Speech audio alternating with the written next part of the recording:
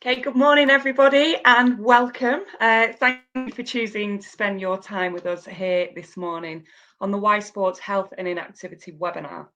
My name is Yvonne Harrison. I'm going to be chairing the session today and linking our panelists seamlessly from one presentation to the next. I'm just going to give you a little bit of information now about how the webinar is going to run and then we'll get straight into the content. I think we've got over 300 people booked on today. We're just over half online at the moment, so people will join us throughout the next hour. We were due to be hosting as Y Sports the Health and Inactivity Conference down in London at the Royal Society of Medicine today. Sadly, with the pandemic, we're not able to do that, and we've actually moved the conference back to November.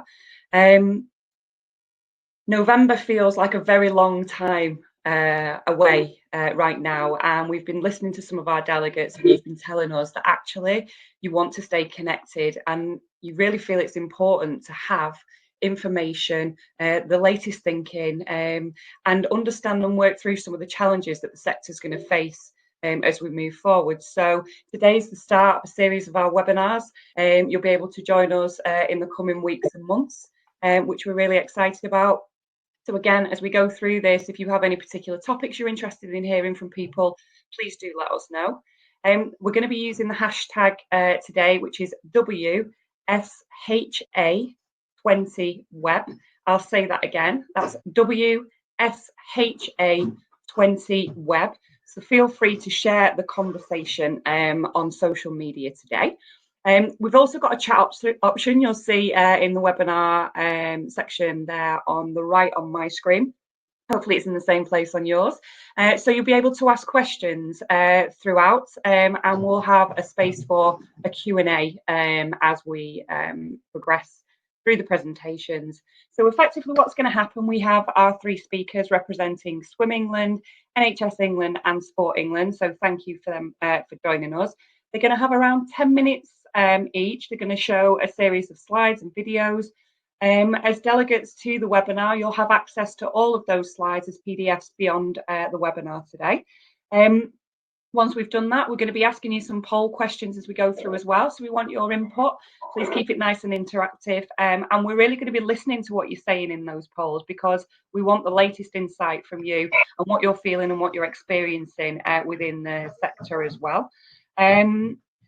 Our speakers are going to be talking about the here and now, the insight that they're picking up on the ground, but also really importantly, how they're planning and preparing for the future and what we need to do together to support people, particularly those who were inactive previously and just starting to move through on that journey. It's going to potentially be even more challenging for people. So how do we actually respond to that and how do we stay agile as a sector? We've got lots of different people from local authorities to leisure trusts, national governing bodies, charities, healthcare professionals, a real mix of people online with us today. So hopefully there's something for everybody. I think now more than ever, we really do need to stay in touch. We need to stay connected and we need to prepare for the future. So today's a great start point for that. And I'm really looking forward to it, having spoken to our panelists prior to today. So without further ado, we'll get into that. I will be popping in and out as we go through the webinar just to make sure we're connecting everything together. First up, we've got Kenny Gibson. Kenny is the National Head of Safeguarding for NHS England and NHS Improvement. So no small task there, Kenny, at all.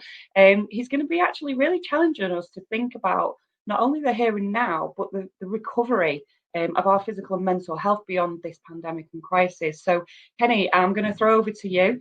Your slides will come up and Rich will help you through that. And then, like I say to everyone in the audience, if you've got any questions, please pop them in the chat section and I'll pick them up as we go through today. So Kenny, over to you. Thank you. Good morning, everyone. And thank you for inviting me on to deliver a 10-minute session on safeguarding, particularly related to activity and being active. First slide, please. Okay, then. So safeguarding requires resilience, and part of what I need to explore with people on the call today is how resilience is being in the decline. Everyday resilience is being in decline because of our public health emergency. We have millions of families, millions of active people who are in survival mode at the moment because we've all been on home lockdown with our loving families for 6 weeks now and maybe another few weeks. And during that adversity, we go into survival mode, and some of our emotional symptoms and our stress symptoms boil over into what we are calling, in my world, pressure cooker households. So when people aren't out exercising and people aren't out living their normal lives, family tensions, relationship tensions boil over, and we can already see this. Did you know, for instance, in the first week of COVID lockdown, alcohol sales increased by 600 to 800%. 600 to 800% a rise in alcohol sales. Now, that's an indicator to me that the adaptive techniques that people are using to come out of survival mode are not as healthy as they might do. And so part of what I'm going to explore with you is how safeguarding not only requires resilience, activity, and healthy lifestyles, etc., but also conversations. We as a society have changed in lockdown, and we as a society need to change further and perhaps become more humane and become more aware of human rights. Next slide, please. Safeguarding comes in many lenses, and here you can see a list of the types of programs that we cover in contextual safeguarding. What do we mean by contextual safeguarding? It's child sexual abuse, it's safeguarding in the health and justice system, it's serious violence, it's county lines, it's gangs, it's exploitation, it's scams, it's coercion. It's missing persons, it's modern slavery, it's human trafficking, it's female genital mutilation, and yes, it is sexual abuse in sports clubs, born of that coercive control, and it is also about the dark web. The one thing I've learned, having worked in safeguarding for 38 years as a mental health nurse and midwife, is that each of us can do anything, but none of us can do everything. So we can each do something, but we can't do everything. And if you want more information about contextual safeguarding, there is a link there. Next slide, please. As we move into contextual safeguarding, it is important for sports facilities to think about the fact that it is not only about the person, but it's about the space and place. What we've learned is that you can remove as many children as you like from the stairwell or from the fast food outlet, but if you do not contextually safeguard that space or place, kids will continue to flock there as adults will continue to attract antisocial behaviour. So it's very important in the new world of safeguarding that space and place is protected, and we can do that through community safety partnerships or through the violence reduction units. So where we're seeing, as we come out of COVID into a more coming together, we do need to be cognizant of the fact that that may require us to safeguard space and place, as well as making a personal referral of abuse, neglect, exploitation, or violence. Next slide, please. Obviously, serious violence and tackling exploitation is extraordinarily serious. And the government have brought out the serious violence strategy that will be the remit of violence reduction units to work. But we have to be very clear here. Serious violence is not simply about gangs stabbing each other or gangs stabbing victims. There you can see a full range of serious violence: domestic, knife crime, violence against women and girls, including female genital mutilation, modern slavery, forced marriage, honor-based abuse, sexual exploitation, and sexual violence and abuse. All of those are now to be referred to the violence reduction units. And if your organisation is looking to prevent abuse, neglect, and violence against the people that you deal with, then those violence reduction units would like to hear your narrative, because they have £80 million a year to solve violence of all types. Next, please. Next slide, please. However, a lot of violence is around power and coercion, and it stems from the home, children learn it. It is a learned behaviour in the home. And here you can see the power and control wheel that used to be used. But part of what we must do in healthier relationships, and very much so in sports clubs and active groups, is should we not be educating and training and teaching our children, who are the adults of tomorrow, about healthier relationships? So my preferred option is, yes, to recognise power and control as a causative factor of domestic violence, but maybe if we step up to the mark and celebrate the healthier relationship wheel as well, that may actually be a better way to move forward, a more humane way to move forward. Let's accentuate the positives without profiling too much of the negatives. Next slide, please. But domestic violence has many lenses. It is about the victim, absolutely, and the perpetrator, but your groups and your membership also need to be aware that we have a duty to support the perpetrators.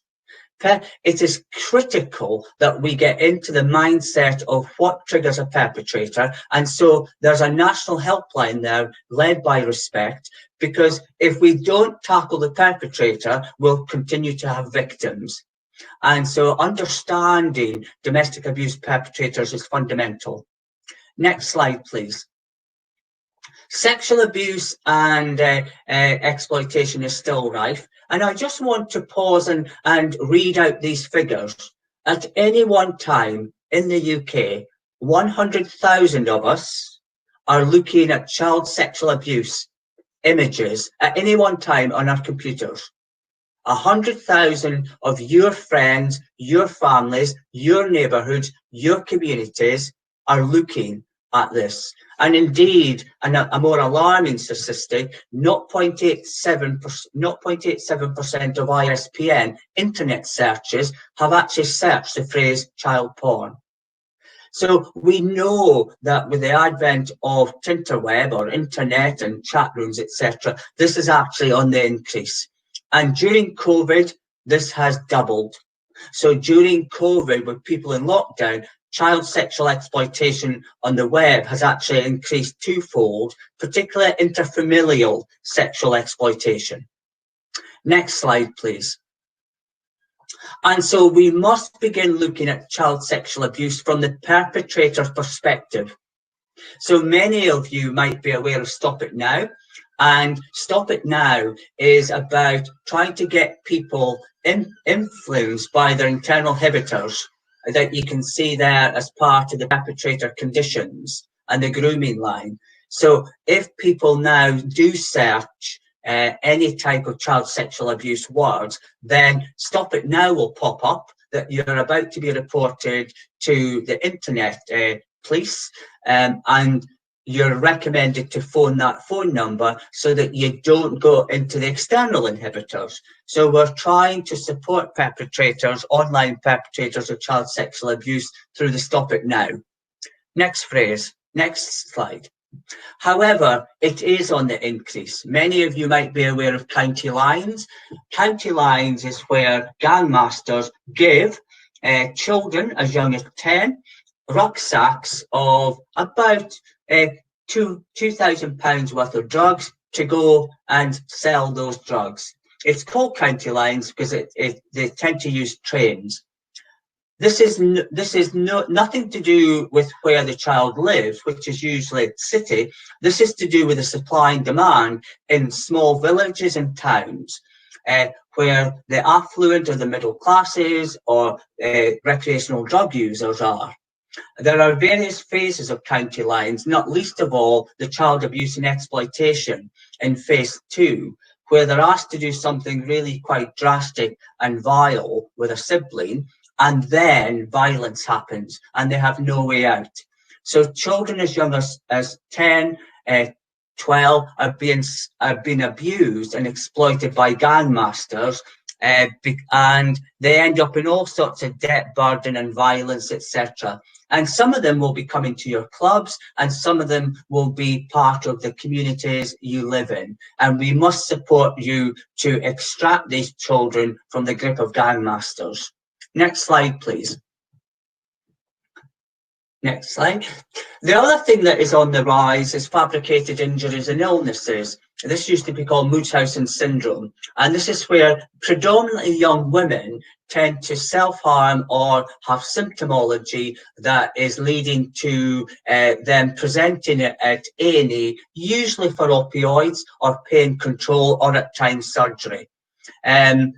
The alarming thing about this is they get a lot of mutual support on the social media, and so we have a deal of work to do in clubs and social media around trying to inspire children not to harm themselves and not to inflict injuries, etc.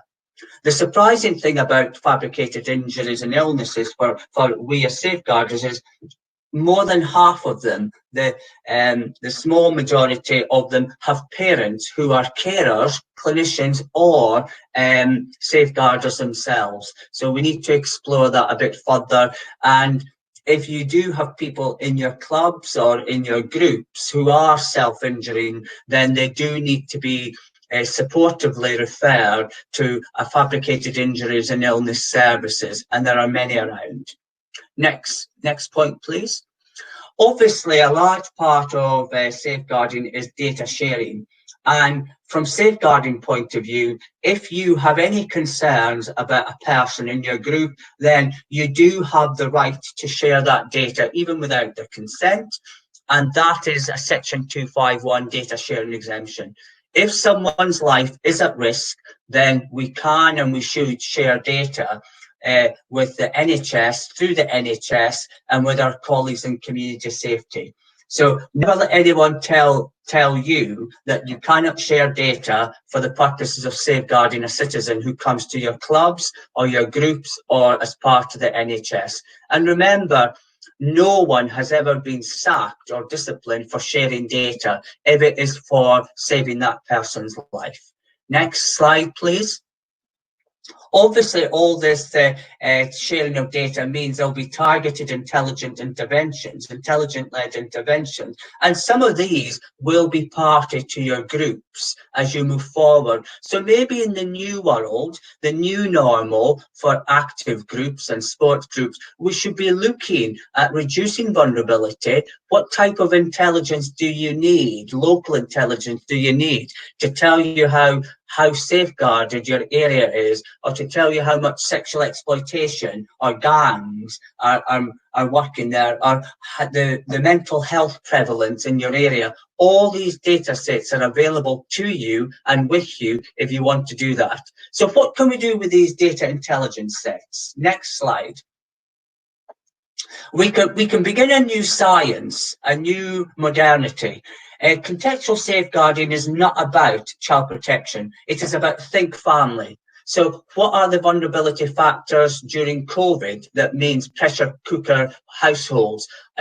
All sorts of pinches and punches are happening. So think family is a new system and science that we want to position. Next slide, please.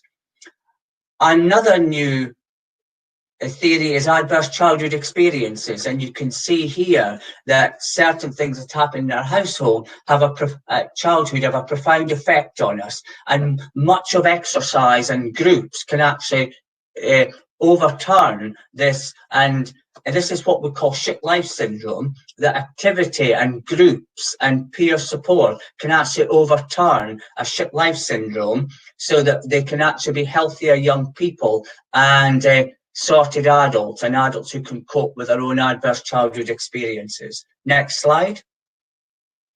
The other thing that we want to be clear on is trauma-informed practice. Find out what happened to the person. Don't look on this person with the problems, or look on this person with the problems rather than a patient with an illness is our mantra in the NHS. So begin exploring with them what happened to them and their journey into safeguarding and out of the other side of safeguarding. Next slide.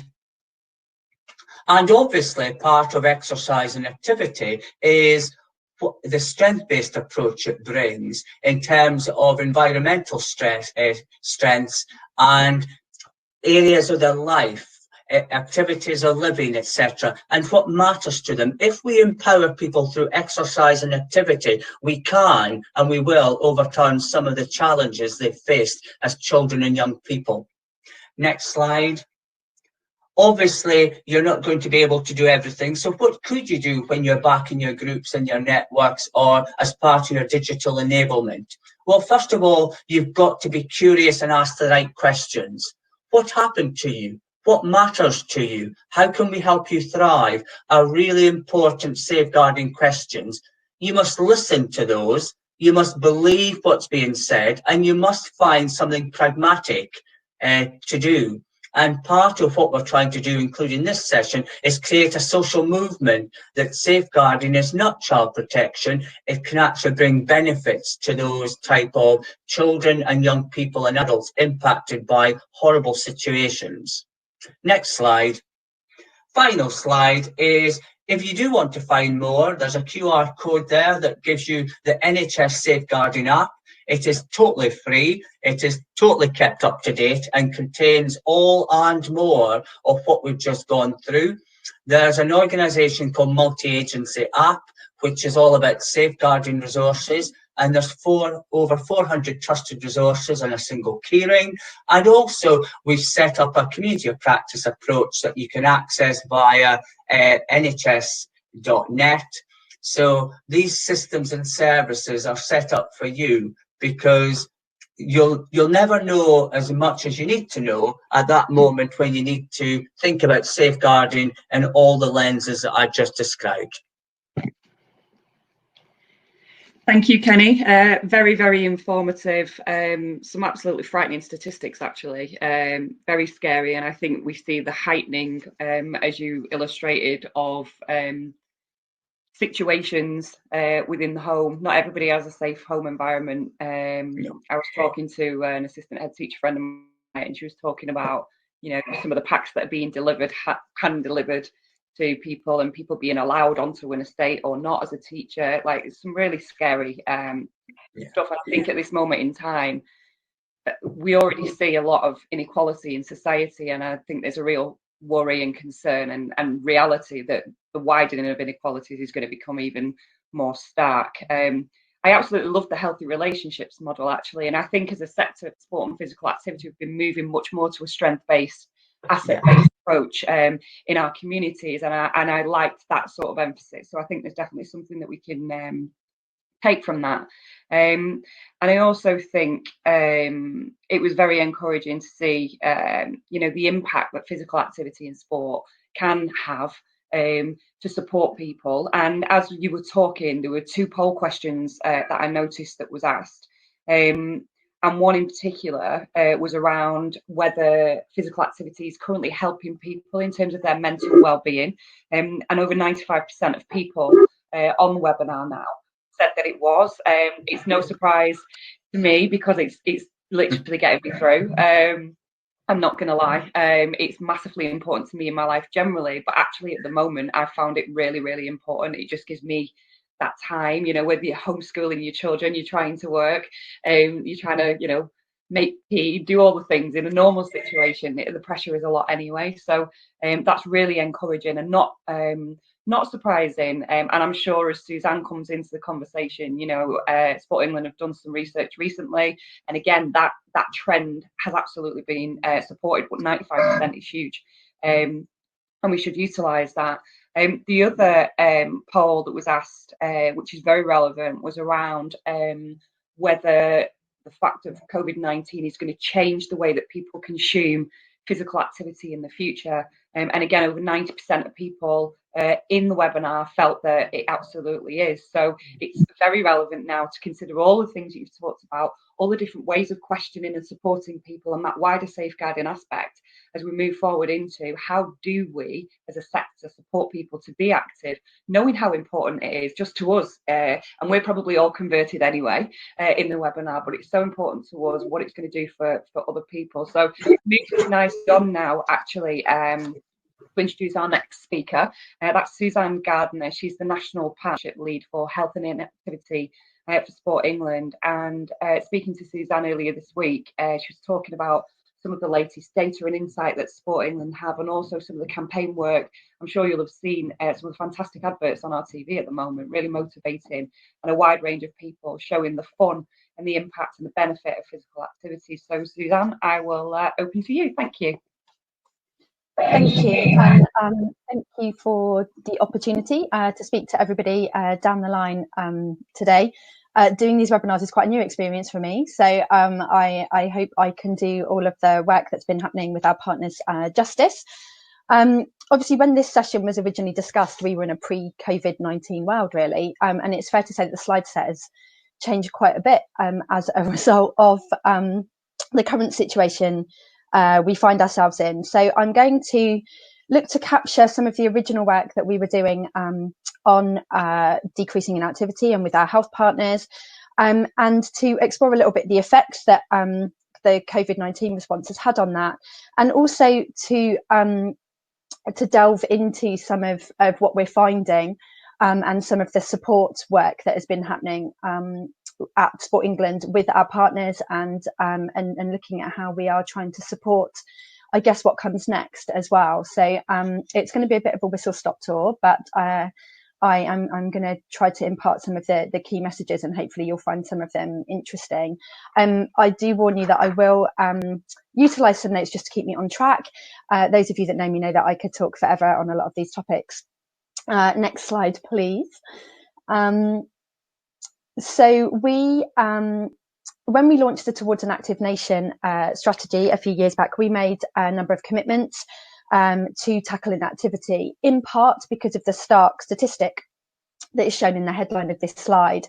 And hopefully some of you would have seen our Active Lives data release last week, which showed some good news, which is that we have been seeing a fall over time in the adult population who are reporting being inactive, and at the same time we also the data release also highlighted record highs in the activity levels that we were seeing as a nation pre-COVID-19, and this really suggests that all of the hard work of the partners that we're working with across a variety of different sectors is making a positive difference in the lives of our communities. And whilst this research showed that the decrease in inactivity was being driven by women, and we know that there are very particular inequalities that exist for certain parts of the population, the inactivity increases were being driven by some increases in older people, people with disabilities, and people with long-term conditions who were meeting the government or the Chief Medical Officer guidelines of 150 minutes of moderate physical activity in a week. But the inequalities still exist, and they're likely to be exacerbated by the current pandemic. And we'll be looking into that in a bit more data in a few more of the slides. But the data really highlights that you are far more likely to be inactive if you are older, if you have a disability, if you have a long-term condition, or if you're from a lower socioeconomic group, and that they are disproportionately impacted by the barriers to physical activity that exist at present. Next slide, please. Now, having looked at the delegate list, I know that the majority of people on the line are really well versed in the health and wellbeing benefits of physical activity. We had the updated Chief Medical Officer guidelines released last September, and are being communicated really well across a range of partners. And so this slide kind of highlights a lot of what we already know. But some of the interesting things is some of the statements that have been made by well-known medics and by our Chief Medical Officer during the COVID-19 response. And we know that the evidence base for physical activity's role in people's risk or their potential outcomes of or from COVID-19 is really limited at this early stage of kind of the knowledge around the pandemic. But it speaks volumes that physical activity is one of the few reasons that we are allowed to leave our homes.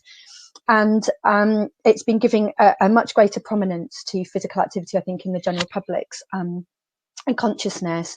And there's a lot of recognition for the role that it's playing in supporting our mental health and wellbeing and our resilience.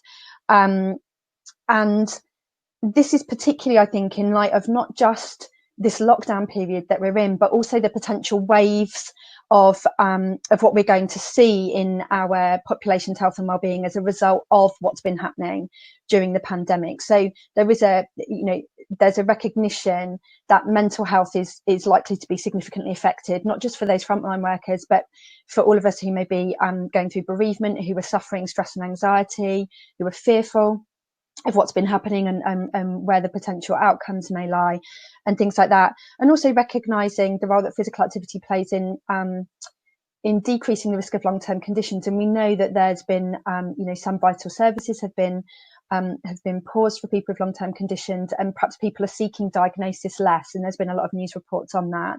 So physical activity is really important in this time, and just wanted to highlight some of that.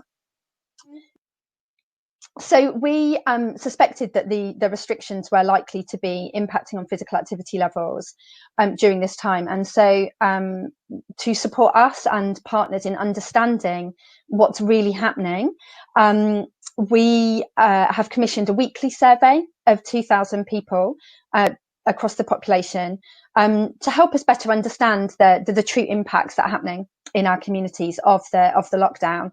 And unsurprisingly, what we've seen is a massive disruption in physical activity behaviours. The week one results showed that 33% of adults and 29% of children did more, and 39% of adults and 37% of children did less physical activity as a result of the restrictions and the lockdowns to protect the population and protect the NHS. And we've now got 3 weeks of data back, and although that gap is narrowing, so we're now seeing more people coming through, we are seeing a decrease in less people reporting physical activity. The difficult thing with this is that inequalities are still existing and are likely to really exacerbate what is happening. So we're at a significant risk of health inequalities widening in the longer term. People on low incomes, people living alone, and people who are self-isolating due to COVID-19 are all finding it harder than normal to be active during this outbreak. We've also seen a dip in women's activity levels, with fewer of them achieving the 5x30. And males are far more likely to be exercising than women at the moment. We're also seeing an increase in physical activity outside the home when we compare week 1 to week 3. So perhaps suggesting that people are starting to feel more comfortable with the guidance and about how to do what they want to do kind of safely within the outside. However, the challenge, I guess, for all of us is that those who drove the increase in physical activity that we talked about on the previous slide in the Active Lives survey are being hardest hit, according to this insight. And we really need to start thinking about how we're going to support those individuals to come back to physical activity in a way that meets their needs. And that's likely to include COVID-19 as a unique barrier in its own right, and the fear and the safety concerns that people will have, particularly if they have been in kind of a period of shielding and as they start to emerge from that. I originally was looking at talking through kind of a huge number of programs of work that we're involved in, but I kind of decided to change tacks a little bit, because the nature of who we work with means that a lot of the audiences, the partners that we're working with, are supporting are far more vulnerable to COVID-19 and are more likely to be shielding and isolating. Or we have a whole program of work on moving healthcare professionals, which at the moment is paused to allow the NHS to really focus on its COVID-19 response. Although there are messaging and there is support for healthcare professionals who want to talk about physical activity at this time. But what I really wanted to kind of show you was that while some of the programs of work may seem a little siloed, actually what we're really looking at doing is activating system change, and to really look at how we create and support that across a range of different partners, how we stimulate demand. So what insight do we have? What do we need to know? How do we support partners around that? And also testing and learning. And this slide really gives an example of how different pieces of work kind of start to make up a big jigsaw puzzle and are interlinked to try to remove some of those barriers, to unblock the things that aren't working across systems.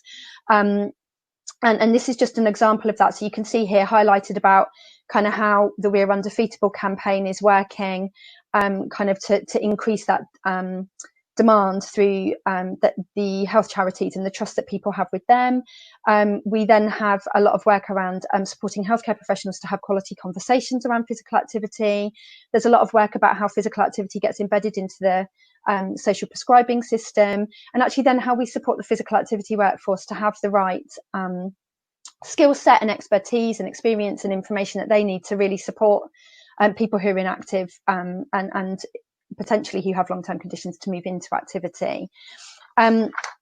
We're continuing to work with our partners as we move through the phases of the government's response to the pandemic, and we'll continue to do that.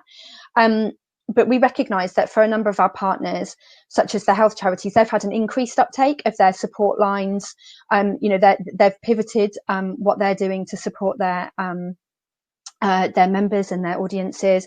Our active ageing projects have been supporting people to remain connected and offering support such as shopping and medication pickups at this time, and also providing a lot of dedicated support around how to stay active, providing activity sheets, weekly phone calls, and those kind of things.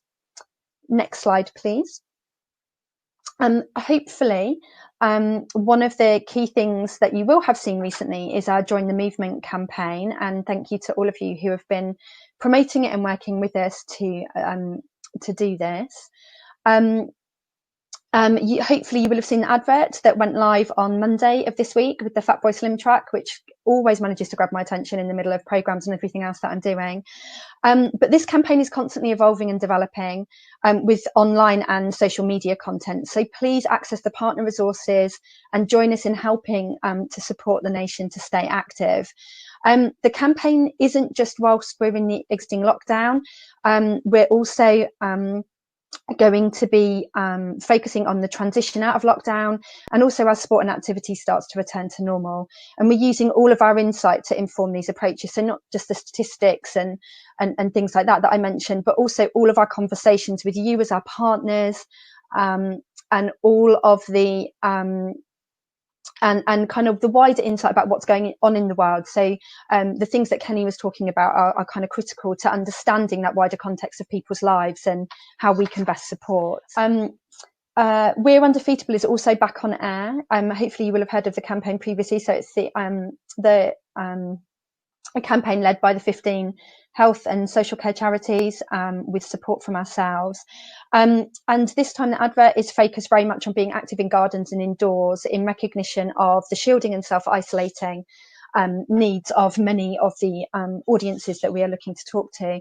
And it really does complement Join the Movement and is helping us and partners to reduce the inequalities that we are really starting to see having an impact through lockdown. We're planning for a further burst of the campaign in the summer, so kind of late June, early July, and we've got a webinar next week. So I'd really encourage you to sign up to that if you want to find out more about our plans for that, and also to hear some of our latest insight. And as I said, we're doing a lot of testing and learning work with that audience, particularly around the COVID-19 responses that are happening in the lockdown and the shielding and the isolating, and it really is a unique barrier, and there are some genuine fears there, and working very hard to understand how we can work to support people through that and to move them back into activities that perhaps they loved prior to the pandemic. If we could move to the next slide, please. Thank you.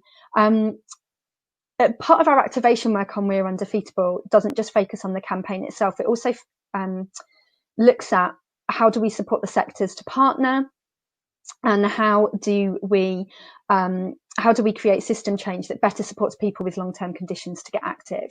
And one of the pieces of work that we have been supporting with Public Health England is some work being led by the National Centre for Sport and Exercise Medicine, which is a national online conversation about how we make it easier for people to be active with a health condition. And this conversation is going to be open till the 22nd of May. We've recently extended it. This work was developed and started just before we went into lockdown, and as a result we haven't been actively promoting it because we felt that while partners were responding to the lockdown and looking at how they can survive the lockdown, it would be inappropriate. But the conversation's been running in the background, and we've had around 200 people taking part so far, being able to put their ideas forward and to vote on kind of what people are saying. And all of this information will be brought together to develop new insight and recommendations to those who are providing and designing and commissioning physical activity services for people with long-term conditions.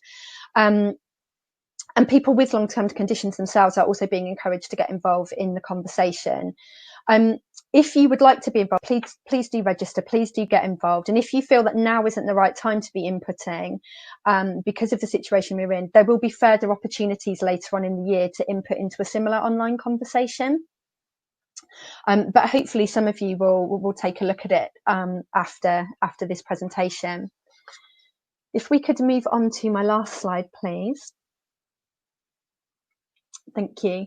I thought this would be a good opportunity just to talk about some of the key communications that Sport England has had as an organisation, and recognising really that we have pivoted our focus very much to how we can support the physical activity sports sector and our partners to come through this crisis and to be in a position to thrive again.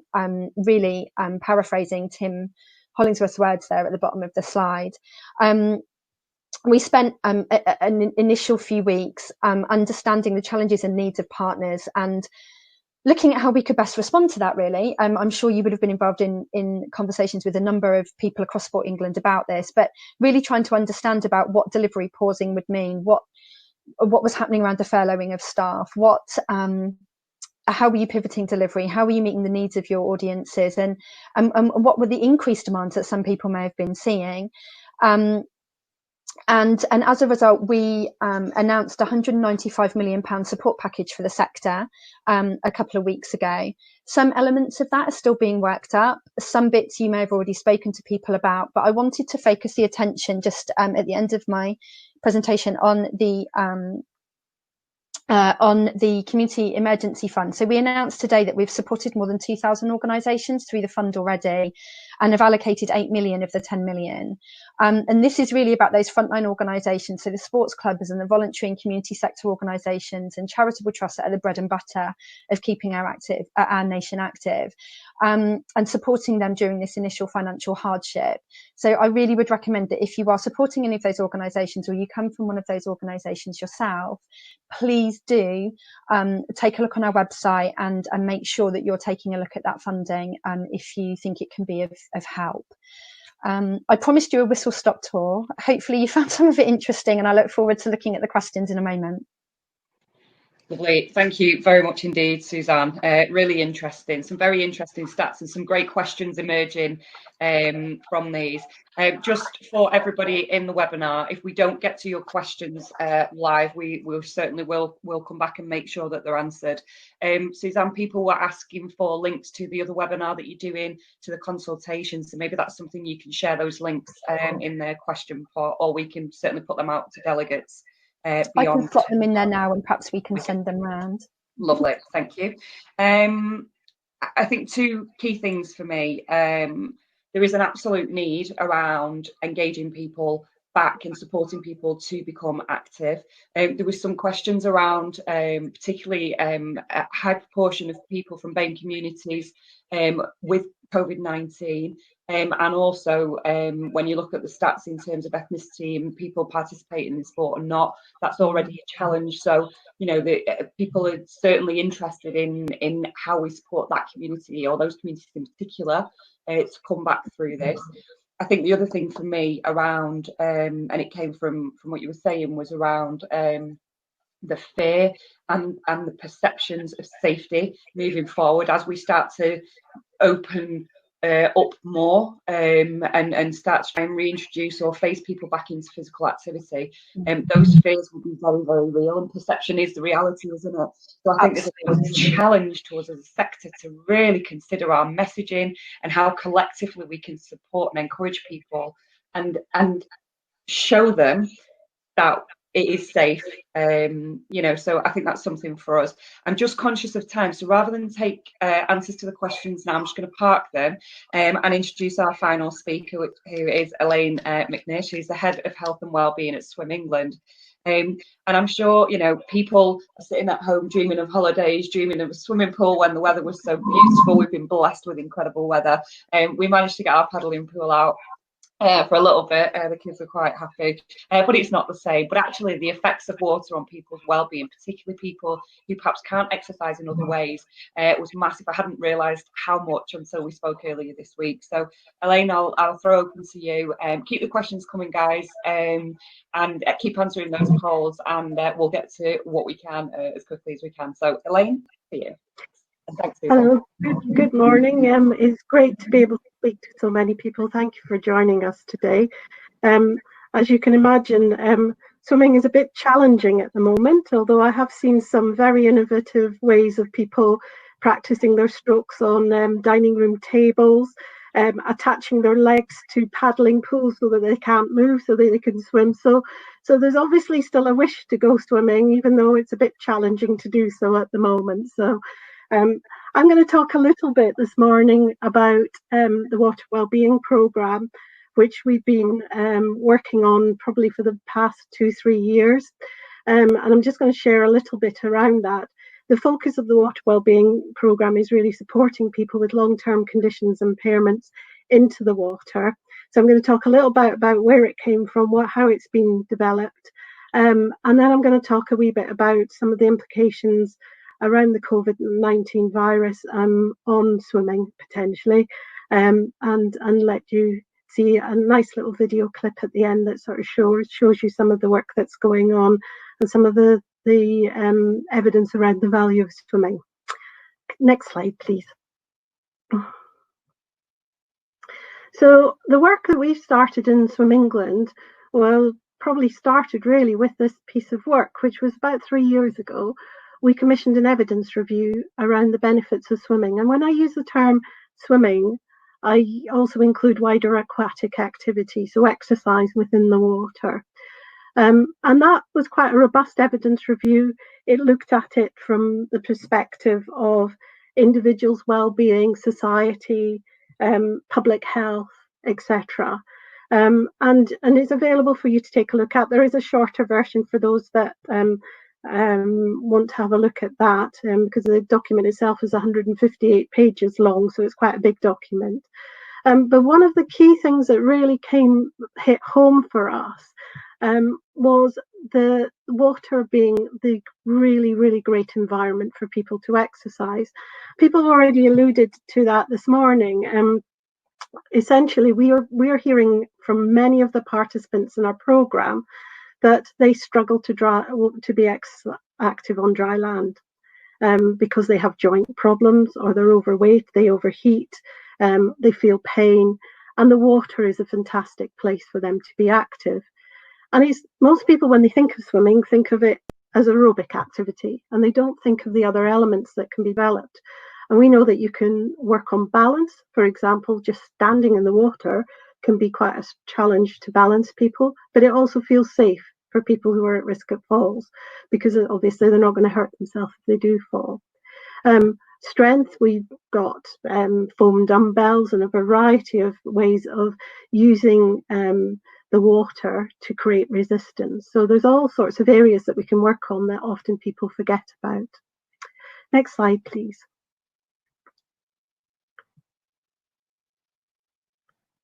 So when we started looking at this, we wanted to create something that would be attractive and supportive for people with long-term conditions, so we could capitalize on those benefits.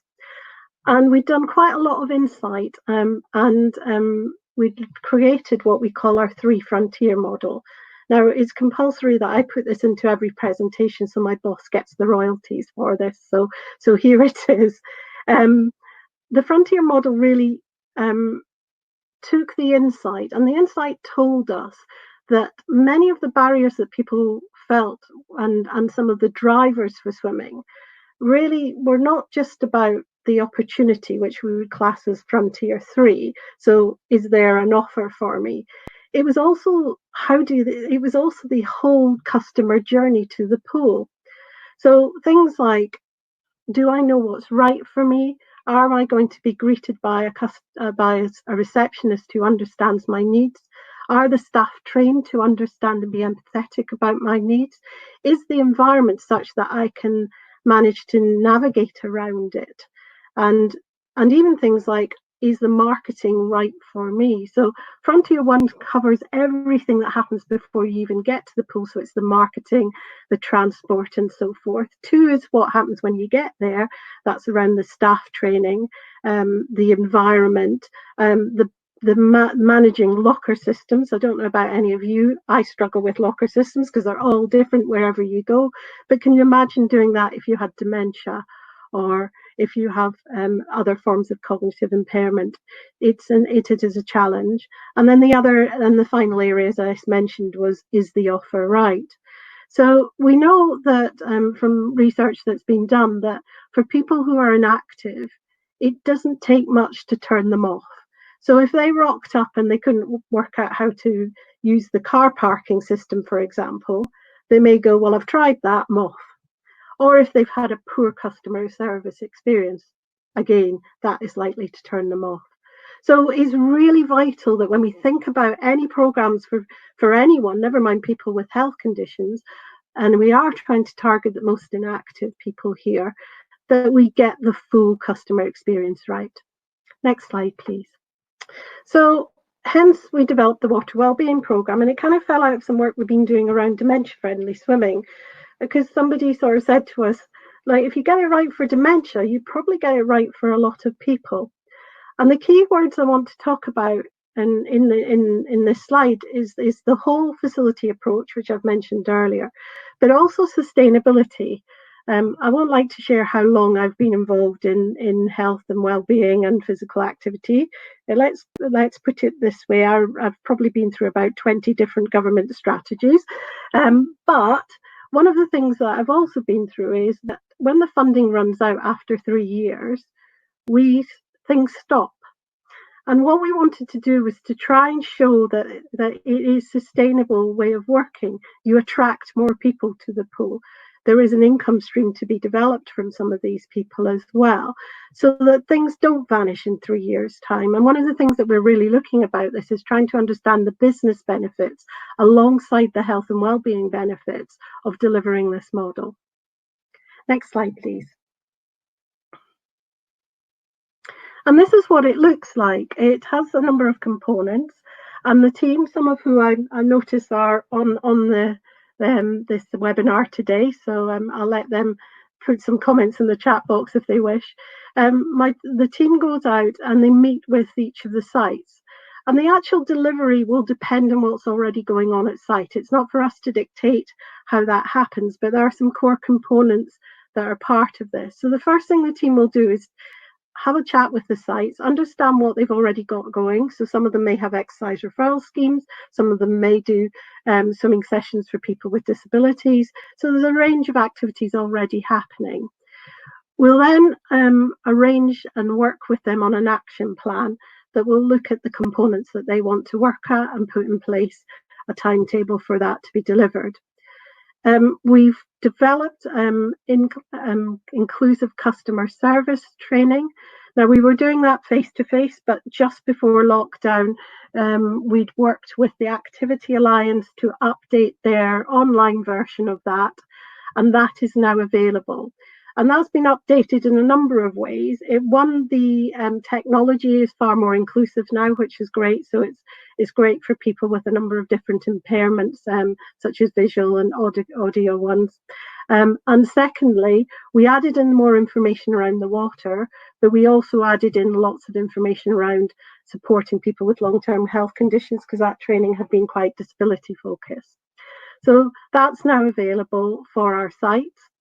The other thing that people really value is we provide or undertake, depending on what they want to do, an environmental audit. So that's going around the pool and the whole site and asking a series of questions about how inclusive that site is. Now, what we find from that is often it doesn't take massive investment to make a place more inclusive. So it can be very simple things like getting the signposting right, providing information about how the lockers work, making sure that accessible toilets are not full of cleaning fluids is another one.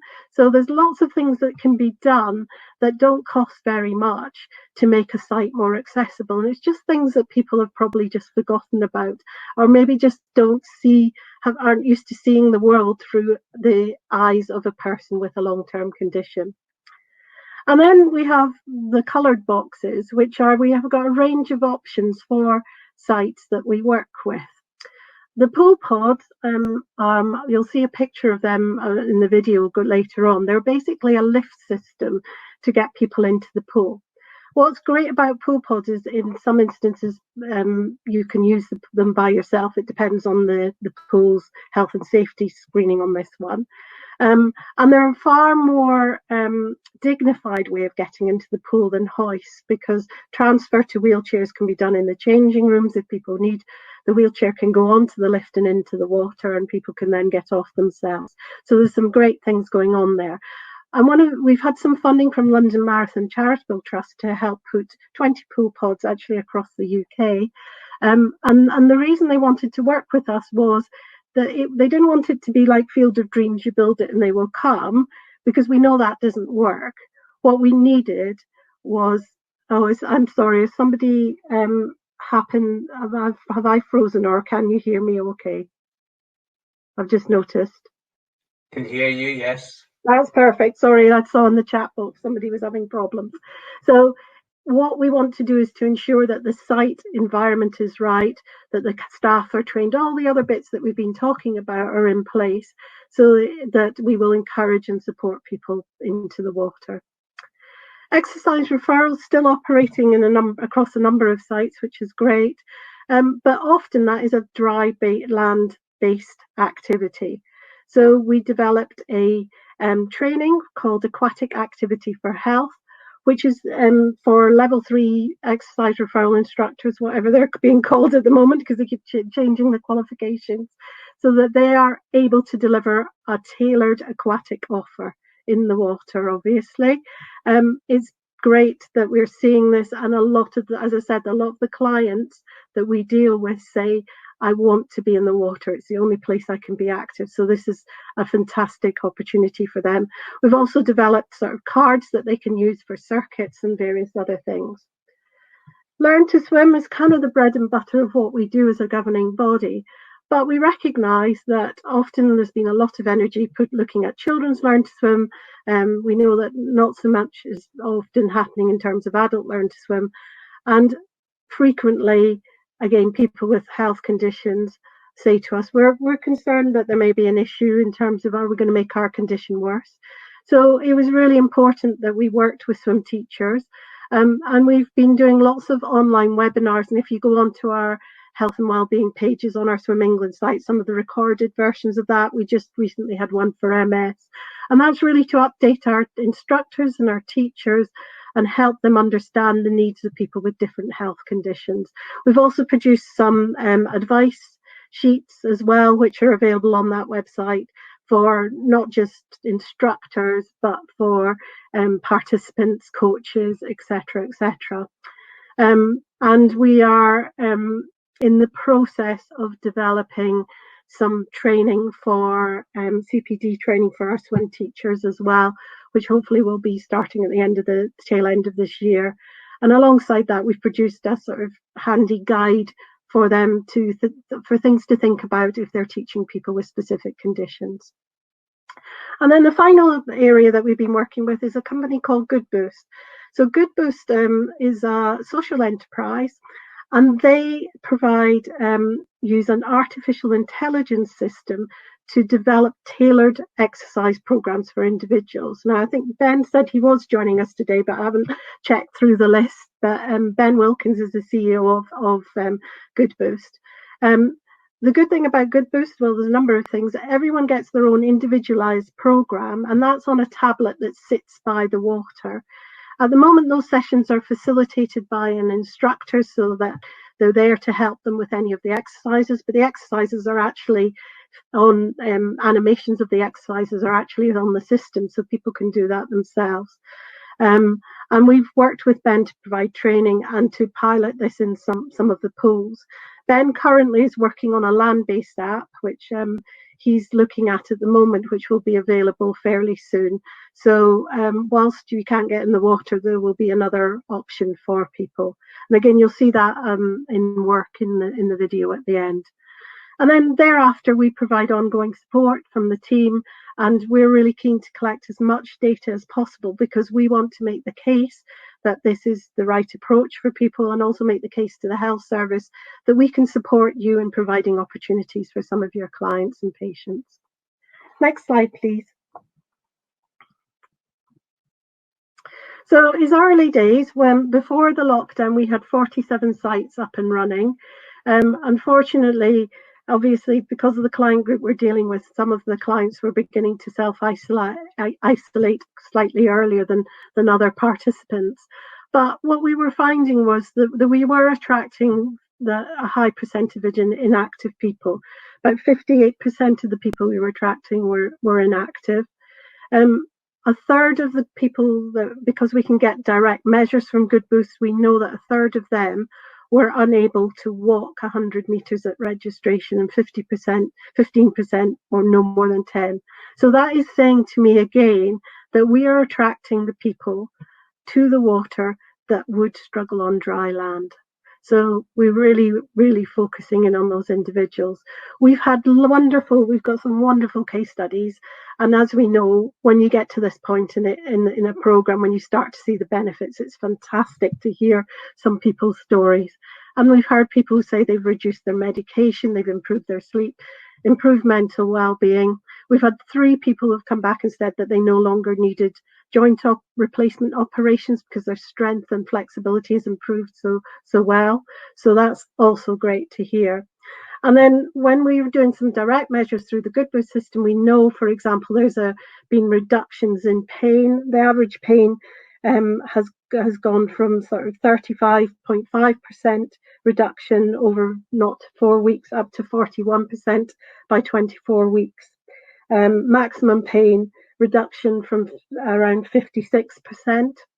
And self-reported function, that's where somebody does a measure themselves, chooses an area that they may struggle with and looks at how that improves. We've seen over 50% improvement in that, alongside 62% improvements in quality of life. So it's great to beginning to see some of these outcomes, and we're obviously keen, once the pools get back up and running, to continue to collect that data and to monitor and see how well people are doing from being able to be active in this way. Next slide. Thanks. So what I wanted to just finish off with is the impact that obviously COVID-19 has been having in terms of, and is likely to have in terms of pools. We know, as I said earlier, our clients self-isolated earlier, and they may be later coming out of isolation. Can't say the word. The likelihood, we feel, is because they say to us they struggle on dry land to be active, they are going to have more challenges being active. And if they are not active, their condition may worsen over this period of time. There are a lot of really good exercise apps out there, but not all of them are really useful for this group of people. And bearing in mind, one thing that this group of people tell us is that they are really scared that their condition might get worse and they will do the wrong thing. So they are very, very nervous about who and how and where they get their advice from. And then we know that there may be additional fears for this group of people coming out of lockdown, and there may be a loss of confidence if they haven't been in the water for a while. So these are things that we really need to think about in terms of the work that we do going forward, about trying to overcome some of those barriers and try to reassure people that we are open for business, it's safe for them, and we have an offer that's right for them. Operators, obviously hugely challenging times for them, loss of income, contract expectations, because we know that contracts over the past 20 years have moved from we'll pay you to run our pools to you give us an income from this. So there are still expectations around providing income. Finances are really tight. And it's not that you can just shut a pool and mothball it. You have to do it appropriately. So filters still have to run, temperatures needs to be maintained. It costs £1,500 per degree of temperature to raise a pool's temperature. So you can imagine the cost. And if you don't mothball the pools correctly, there's talk that it can cost up to £100,000 to reopen pools. So, you know, there's things that we need to do, and we've been doing some work with providing advice on that. We're not sure what the new normal will be. I'm not sure I like the term new normal, but it seems to be falling and being used a lot. We know that pools are a really safe place to be because the chemicals and all the treatment systems do kill the virus, but it's the getting from the changing rooms, and it's the social distancing and the additional hygiene that will be required. So we're spending a lot of time trying to understand how can you manage pools. So things like, I mean, I remember the days when I went to the Commonwealth Pool in Edinburgh, where I grew up, and you all had bands. So you had wristbands that you were allowed in for an hour. So maybe we will be going back to that to manage the number of people that come into pools and so forth. We will also have to think about how things are being taught, because the days of going into the pool for a while and holding and supporting people may be gone for a period of time. So the things like that we need to consider. And then for pools, it is going to be absolutely vital that they start bringing in an income stream as quickly as possible.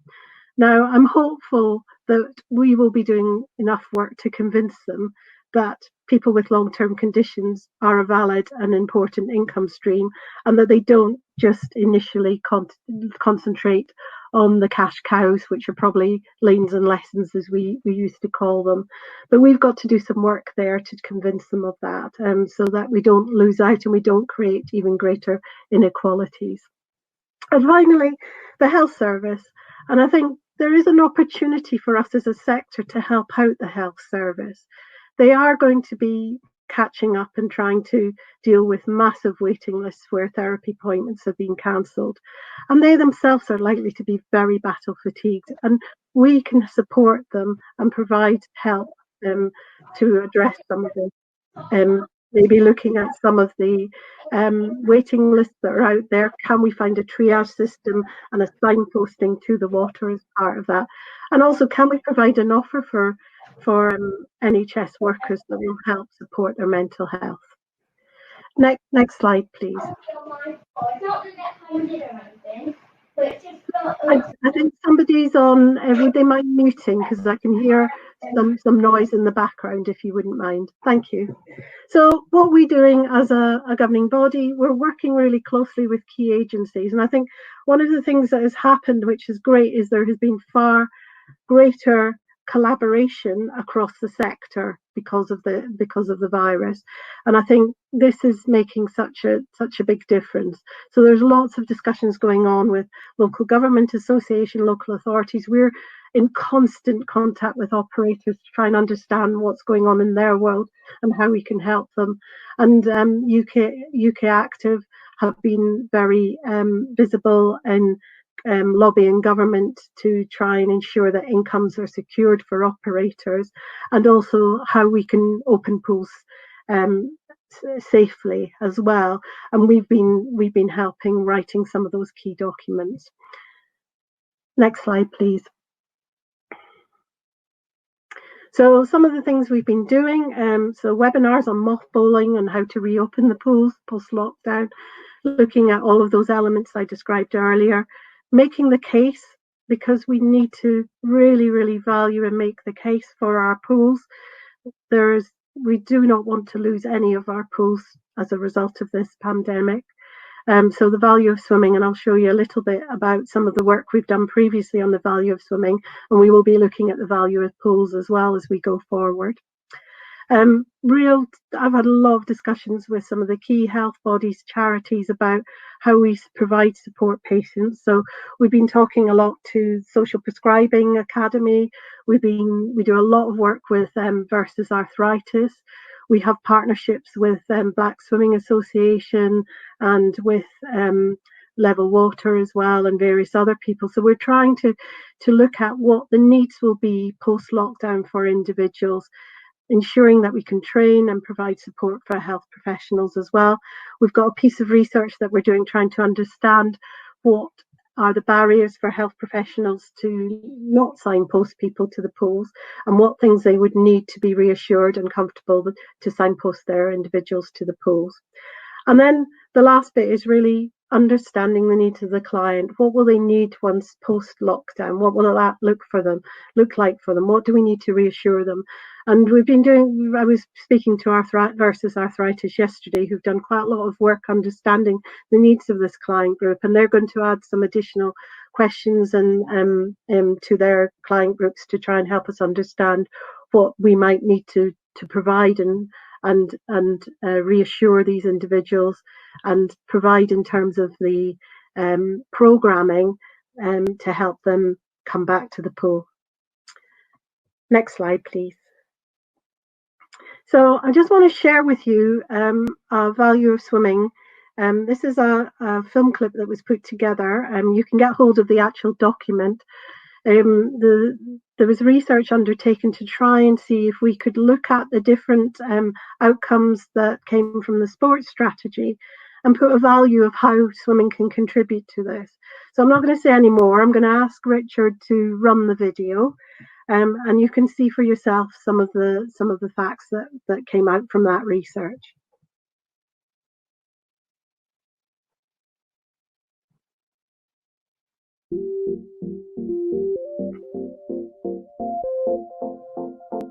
For generations, we've seen people of all ages benefit from swimming.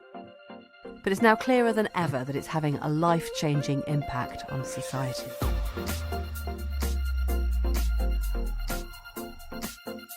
Regular swimming can help to reduce long-term health conditions.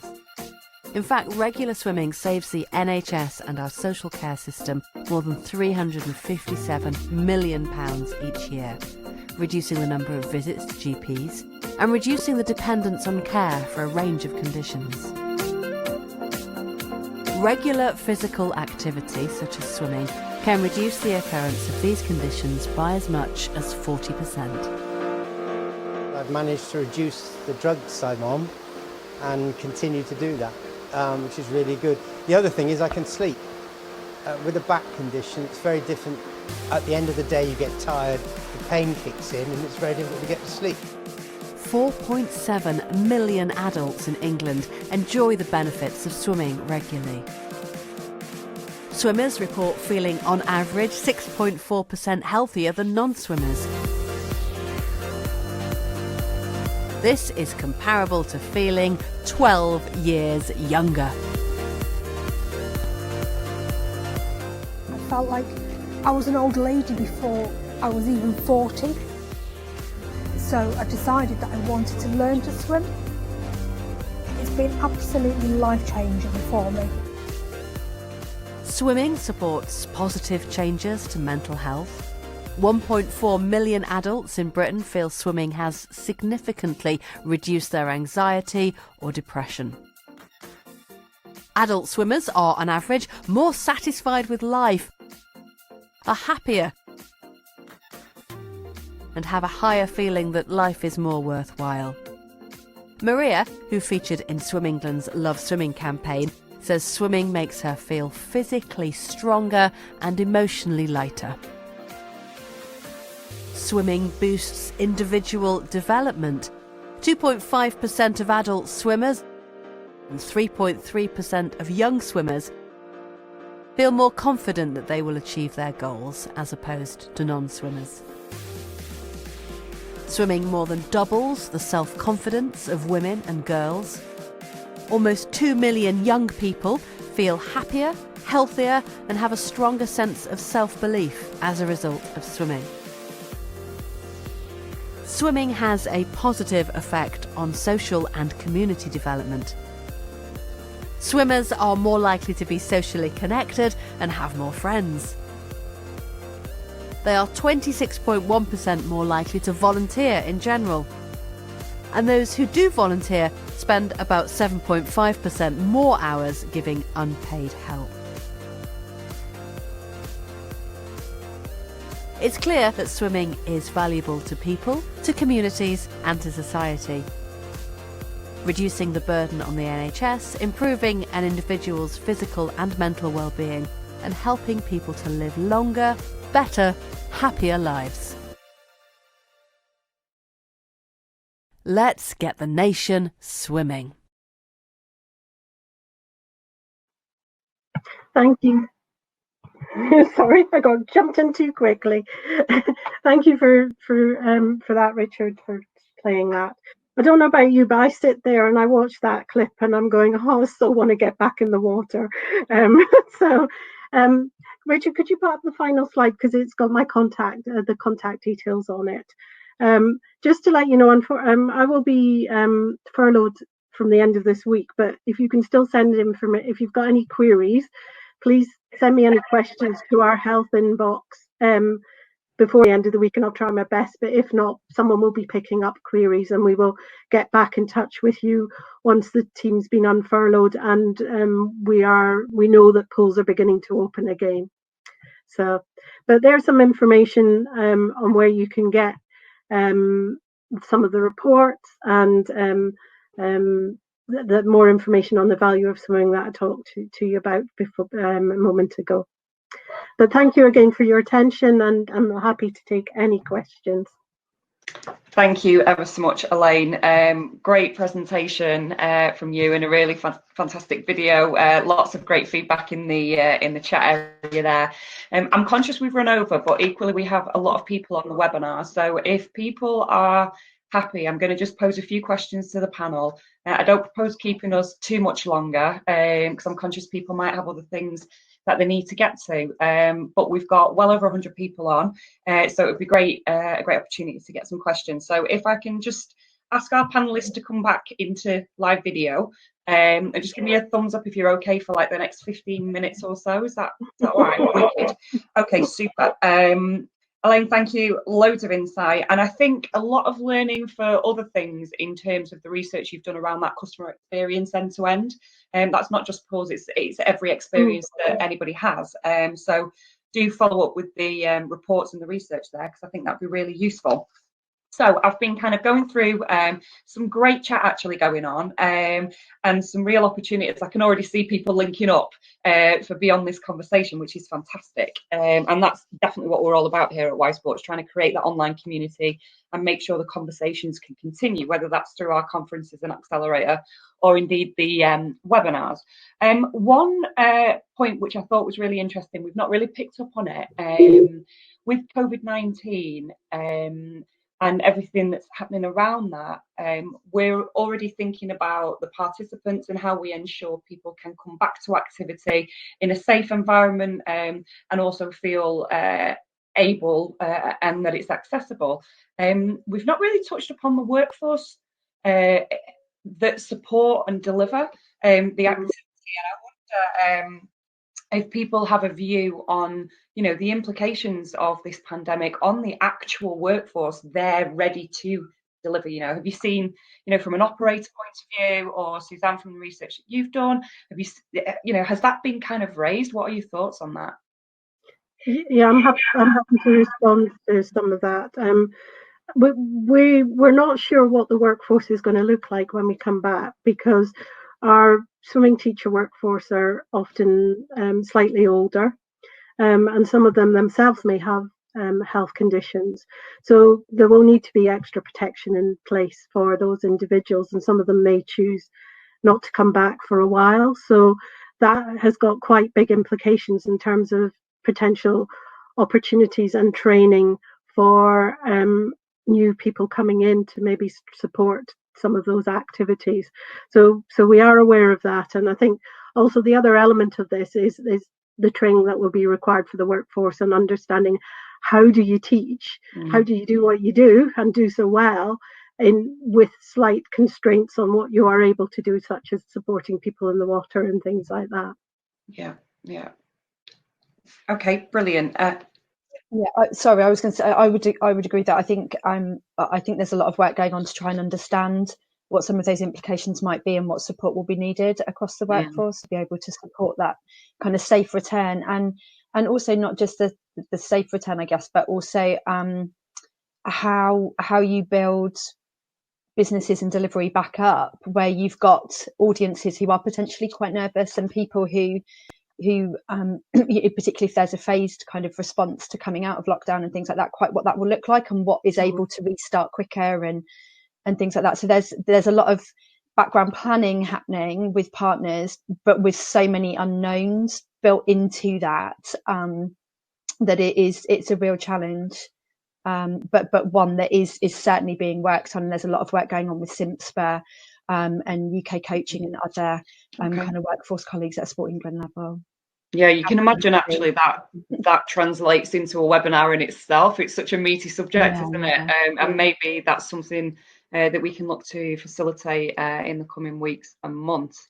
There was a lot of discussion on the chat from both public and private sector around how they can support people and whether, it's the public sector that just support those inactive people and the private sector are just looking for the low-hanging fruit. And it's very much, some great arguments on there around, not arguments, but discussion around that, and how actually both the public and private sector are targeting various areas of the market. And I wonder, from the experiences that you've had, I guess traditionally there hasn't been a huge amount of collaboration between the public and private sector when it comes to sort of operators. Is that something you feel will be more important moving forward?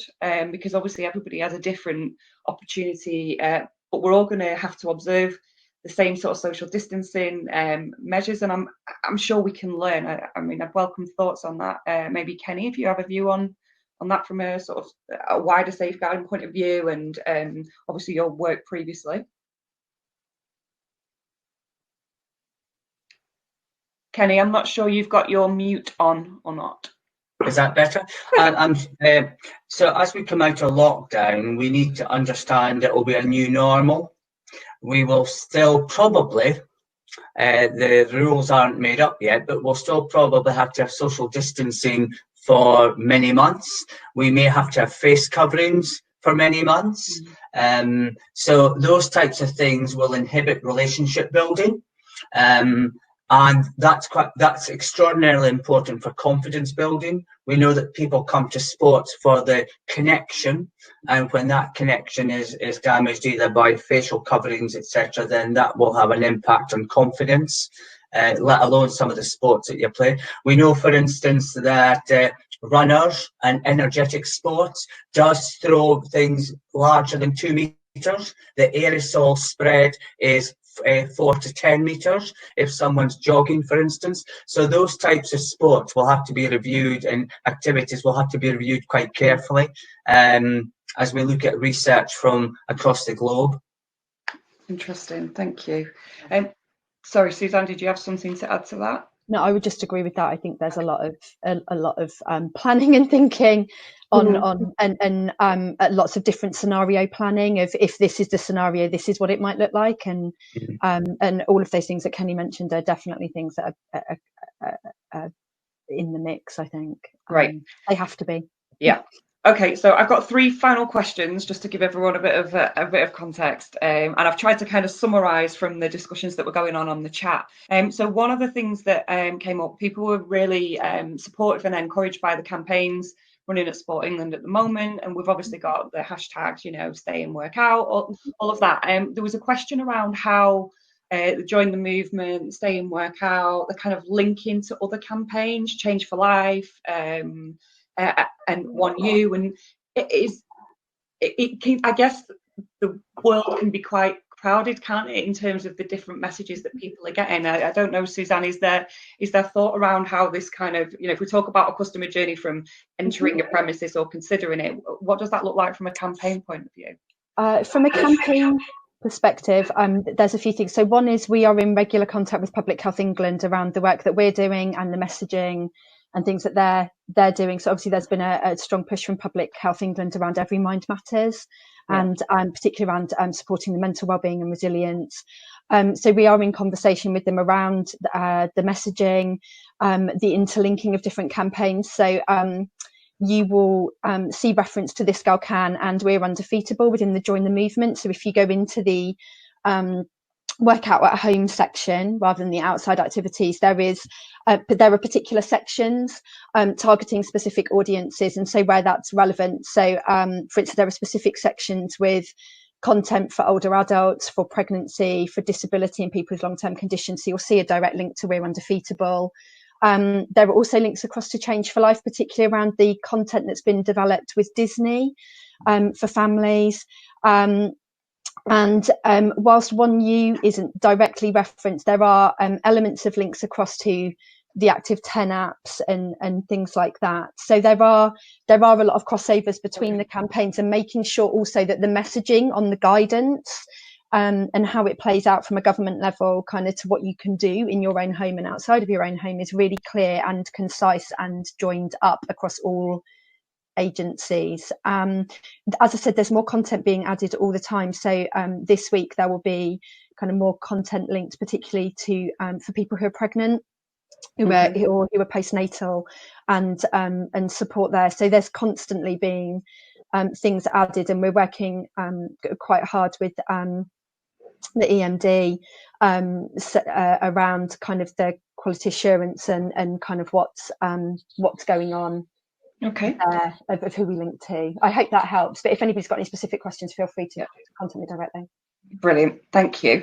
There was another question around, obviously we've talked today, Elaine, you've mentioned it, Kenny talks about sort of social inequalities, and it came through in your presentation as well, Suzanne, around kind of people with either long-term conditions, people with risk factors, and how to signpost them to the right and appropriate kinds of activities. So, you know, I know Jo Wicks is doing a lot of stuff, which is fantastic. There's lots of online things going on. My mother-in-law's 71, she's doing Jo Wicks, but you know, she's doing what she can do, and she's not, you know, leaping around and whatever. But how do we, as a sector, ensure that we're directing people to the right kind of activities? I think it was Ruth in the chat that was asking, you know, is there somewhere we can send people that, you know, if you have got a heart condition or, you know, where do you go for the right thing? So suddenly you're not put off because you're having to do a 25-minute hit